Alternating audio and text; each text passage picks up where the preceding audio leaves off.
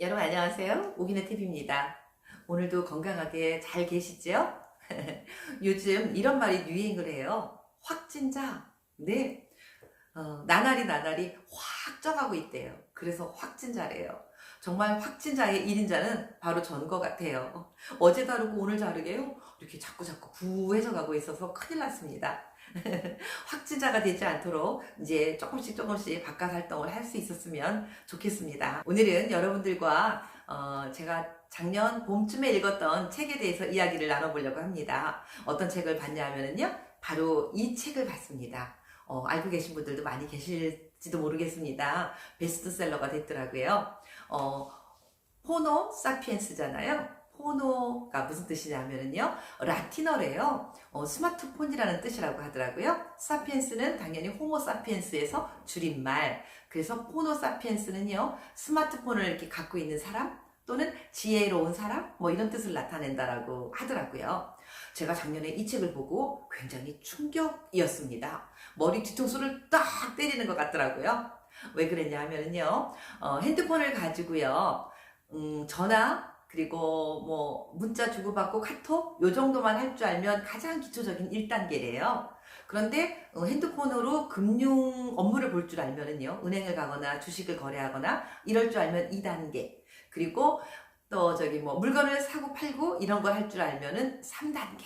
네. 그런데 저는 가장 기초적인 1단계밖에 안 되더라고요. 그래서 이 책을 보고 난 다음에 어머 큰일 났다. 핸드폰을 제대로 사용할 줄 모르면 앞으로 곤란한 일이 생길 수도 있겠구나. 정말 배워야 되겠구나. 라는 이런 생각을 하게 된 계기가 이 책을 통해서입니다. 이 책에서 뭐라 그러냐면요. 세상이 아주 많이 바뀐대요. 2007년도에 스티브 잡스라는 사람이 아이폰을 처음으로 만들어냈고요. 우리나라에는 2009년 11월 달에 아이폰이 처음 들어왔다고 합니다. 아이폰이 들어오고 한 10년, 11년 정도 됐잖아요. 그 이후로 우리나라의 삶이 너무나 많이 바뀌었다는 거예요. 실제로 구체적인 예를 하나씩 들어보면은요. 우리나라에 한국시티은행이 있는데 이 은행이 2017년도에 은행을 90개 점포나 없앴대요. 자기네가 갖고 있는 점포의 80%를 없앴는데도 불구하고 매출은 7%나 올라갔다고 합니다.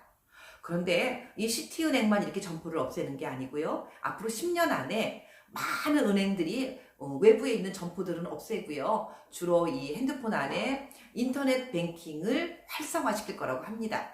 그러면 우리가 핸드폰으로 은행 업무를 볼 줄 모르면 은행이 주변에 문만 나가면 어디든지 은행이 있었는데 그 은행이 대부분이 없어진다는 말이거든요. 그럼 당장 은행 업무 보기가 너무 어려워지겠죠. 게다가 우리가 방송을 본다 그러면 꼭 텔레비전을 통해서만 보는 걸로 생각했었잖아요. 그런데요, 방송국이요, 10년 동안 매출이 50%나 줄었다고 합니다. 실제로 사람들한테 설문조사를 했대요. 저녁 7시 퇴근 이후에 방송을 어떤 거를 통해서 보십니까? 아니면 신문을 어떤 거를 통해서 보십니까? 라는 설문조사를 했었는데요. 56.7%가 스마트폰으로 봅니다라고 대답했다고 합니다. 신문 같은 경우도요. 종이신문을 이제 거의 안 보잖아요. 저만 해도 얼마 전까지 신문을 신청해서 봤다가 이제는 끊고 보지 않거든요. 그냥 핸드폰에 들어가면 신문 기사가 다 나와요. 2007년도에는요. 각 가정에 신문을 구독하는 율이 70%였는데요. 지금은 20%도 안 된다고 합니다. 이렇게 세상이 변했어요. 그런데요. 미국 같은 경우도요. 경기가 코로나 이전에 굉장히 경기가 좋고 활성화됐었잖아요. 그런데 대형 백화점이 3분의 1이나 문을 닫았대요. 그리고 당연히 대형 마트도 많은 숫자의 마트들이 문을 닫고요. 미국에서 가장 호황을 이루고 있는 업체는 바로 유통업체, 배달하는 업체 아마존이라고 하죠. 대형 백화점, 대형 마트가 문을 닫고 있는 사이에 아마존은 나날이 매출이 성장이 돼서 엄청나게 활성화가 되고 있다고 하죠. 그리고 100년 전통이나 갖고 있는 타임즈는 벌써 문을 닫았다고 합니다. 이렇게 세상이 변해가고 있어요. 우리가 참 사실 이 젊은 사람들은 90년대생 요때부터는 거의 컴퓨터를 생활화하면서 컸잖아요. 이 스마트폰이 어렸을 때부터 손에 쥐어졌고요. 이 사람들은 그냥 삶의 일부예요. 자기 신체의 일부예요. 손에 핸드폰이 쥐어져 있는 게. 그런데 제 나이 또래만 하더라도요. 한 50대 이후는 그럴 것 같아요. 굉장히 배우기가 어렵고 괜히 힘들고 저도 사실은 무지 어렵거든요. 그래서 회피하고 배우지 않으려고 하고 있습니다. 제가 어떤 분한테 이거 스마트폰으로 그 은행 업무 같은 거 못 보면 앞으로 곤란해져. 이렇게 말씀을 드렸더니 그분이 저한테 이렇게 말하더라고요. 저를 어이없이 쳐다봐요. 애들 뒀다 뭐하게 애들 시키면 되지. 이러시는 거예요. 그리고 배우겠다는 생각을, 말을 전혀 안 하시더라고요. 저를 이상하게 보니까요. 제가 은행 업무며 뭐 이런 것들을 어떻게 애들한테 수시로 맡겨 할 줄 알아야지. 그랬더니 그분 하는 말이 우리 애들은 착해서 다 해준대요. 네, 저는 그 말을 듣고 이거 아닌데 라는 생각을 좀 했었습니다.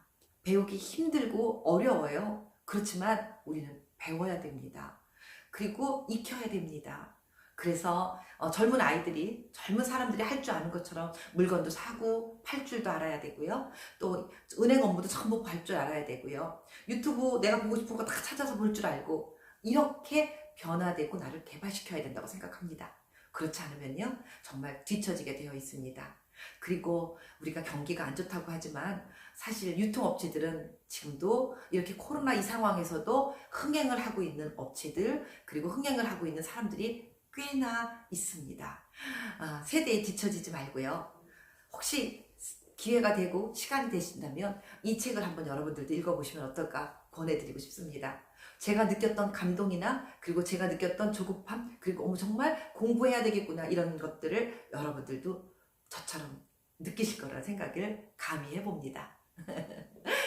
세상이 변합니다. 아이들이 학교 가지 않아도 집에서 공부할 수 있잖아요. 다 이런 것들 때문이라고 생각합니다. 이제 변화되어 가는 이 세상에 우리가 적응하지 못하면 도태될 수밖에 없고요. 그렇지 않으려면 부지런히 새로운 거에 도전하고 배워야 된다고 감히 여러분들에게 말씀드립니다. 네, 여러분 오늘도 저와 함께 해주셔서 정말 감사드리고요. 여러분 좋아요와 구독 한 번씩 눌러주시면 정말 제가 큰 영광으로 알겠습니다. 오늘도 건강하시고요. 행복하시기 바라겠습니다. 여러분 안녕.